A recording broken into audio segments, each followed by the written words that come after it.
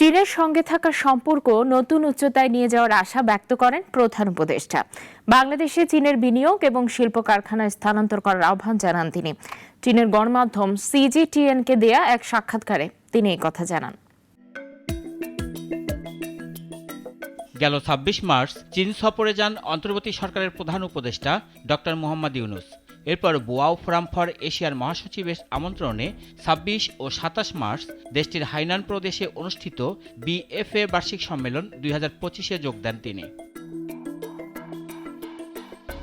প্রধান উপদেষ্টার দায়িত্ব গ্রহণের পর এটি ছিল তার প্রথম রাষ্ট্রীয় সফর। এ সফরে চীনের প্রেসিডেন্ট শি জিনপিং এর সঙ্গে দ্বিপাক্ষিক বৈঠক করেন ডক্টর ইউনূস। সেখানে দেশটির ভাইস প্রেসিডেন্ট হান ঝেং এর সঙ্গেও সাক্ষাৎ হয় বাংলাদেশের অন্তর্বর্তী সরকার প্রধানের।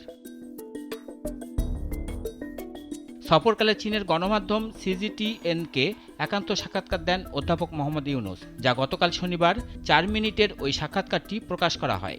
সাক্ষাৎকারে চীনের সাথে থাকা সম্পর্ক নতুন উচ্চতায় নিয়ে যাওয়ার আকাঙ্ক্ষাও প্রকাশ করেন ডক্টর ইউনূস। বাংলাদেশের স্বাস্থ্যসেবা নিয়েও কথা বলেন প্রধান উপদেষ্টা। চাইনিজ হাসপাতালগুলোর প্রশংসা করে তিনি বলেন, বাংলাদেশের জনগণ চীনের স্বাস্থ্যসেবা পেতে চায়। প্রধান উপদেষ্টা বলেন, স্বল্পোন্নত দেশ থেকে উন্নয়নশীল দেশে উত্তরণের পথে রয়েছে বাংলাদেশ, তাই দেশকে এগিয়ে নিতে সবার সহযোগিতা কামনা করেন তিনি। এ সময় বাংলাদেশ ও চীনের পারস্পরিক সম্পর্কে অর্জিত সাফল্যের প্রশংসাও করেন অন্তর্বর্তী সরকার প্রধান। তিনি বলেন, বাংলাদেশ ও চীনের মধ্যকার ৫০ বছরের দ্বিপাক্ষিক সম্পর্কে সাফল্য অত্যন্ত তাৎপর্যপূর্ণ। সাক্ষাৎকারে বাংলাদেশ চাইনিজ সাংস্কৃতিক কেন্দ্র স্থাপনের প্রস্তাব দেন ডক্টর মোহাম্মদ ইউনূস। এর মাধ্যমে দুদেশের সাংস্কৃতিক বিনিময় সম্ভব বলেও জানান তিনি।